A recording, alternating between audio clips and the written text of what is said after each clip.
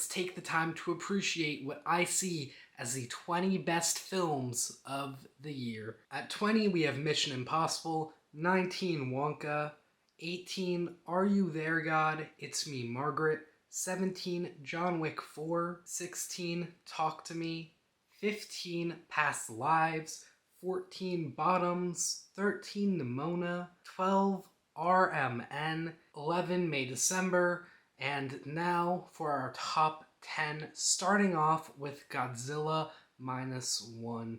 I just had such a mixed time with this film in a good way. Like, this film was thrilling to the max with the Godzilla scenes, and they really captured the scale of the creature and the devastation that it can cause, and I loved every moment of that. But also the people in this film, we are able to grow attached to them, and they were just really well written. I mean, maybe not really well written, but well written enough to not take away from the story, but actually enhance it and really make me root for them and root for their story and cry when bad things happen to them.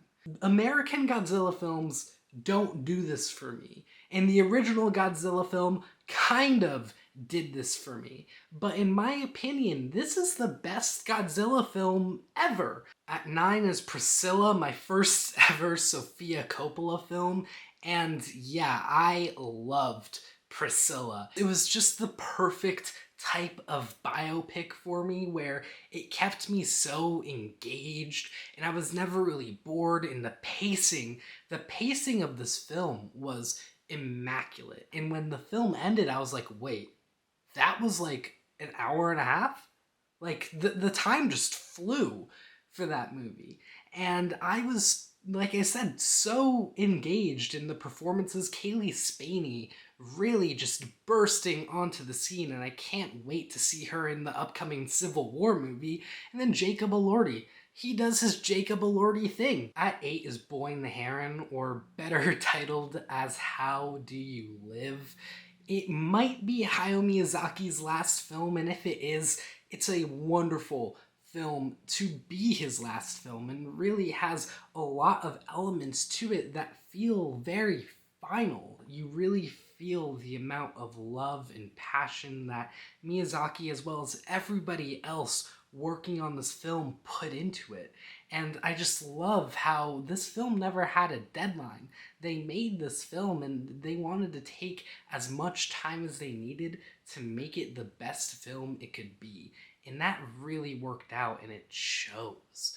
You know, this is one of Miyazaki's best films in my opinion, and I am just so lucky to have gotten to see an actual, like, Miyazaki film that's new in theaters. At 7 is Ironclaw. I saw the trailer for this movie and was hooked from the get-go, and this film did not disappoint whatsoever. Zac Efron gives the performance of his life. He is incredible, but so is everyone else. And just the filmmaking here, the slowness of showing how these people were superstars, but then just how quickly it all fell apart was so carefully executed. And honestly, I don't think this film could have been made any better than it actually was.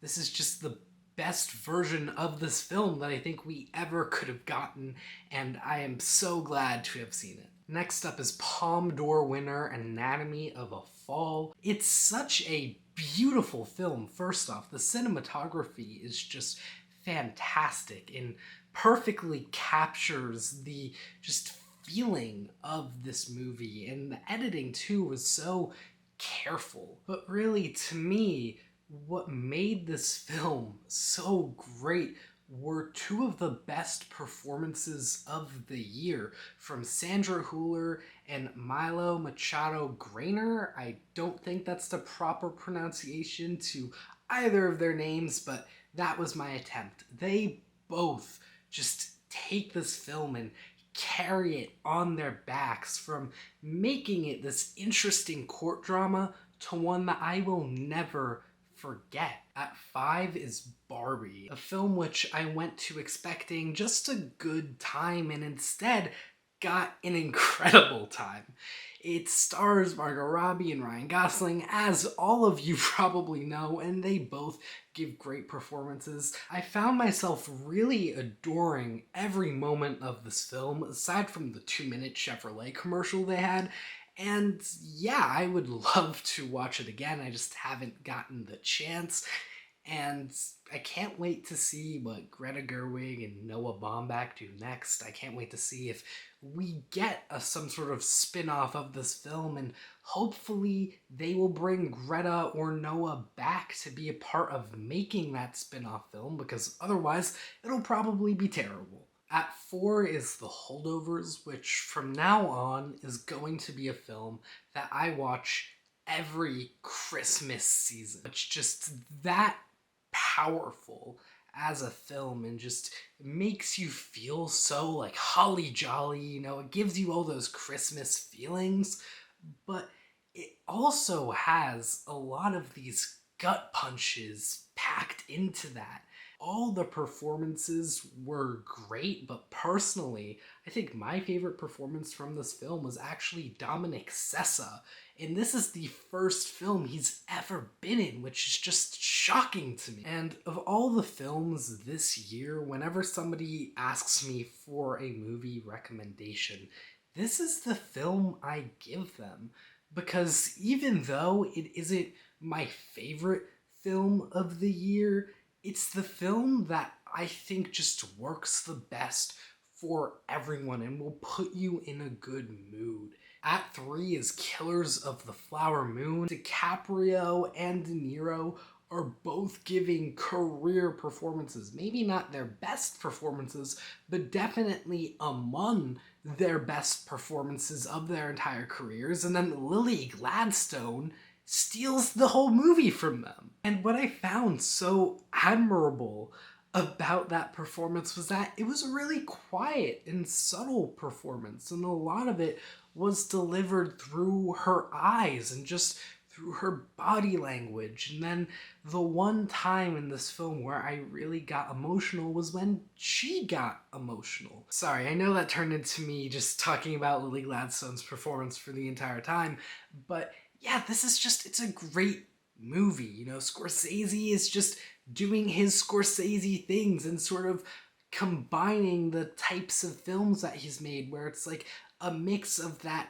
you know, epic gangster type of a film with that more solemn type of film like Silence. It's this perfect blend of the two, and it creates what just is one of the best movies of the year. In second place is Oppenheimer.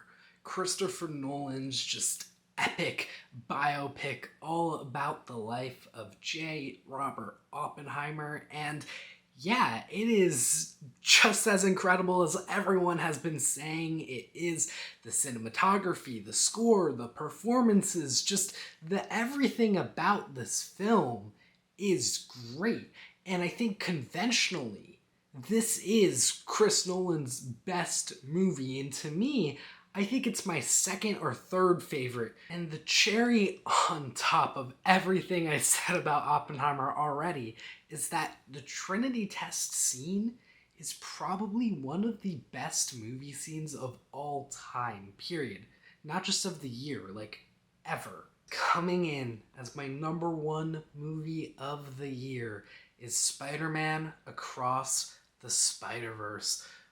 What can I even say with this film? Where can I even start? Because to me, the writing, the pacing, the animation, the sound, the score, the voice acting, the action, just the everything of this film is executed just so well, and all of it is done even better than the first film, which already is like, it seemed impossible because the first film was seen as one of the best films of the 2010s. So there you go, with a sequel that's better. There you have it, my top 20 movies of the year. If you want to see the full list of the 142 movies I watched from this year, you can check it out in the link in the description below. While you're down there, also please feel free to comment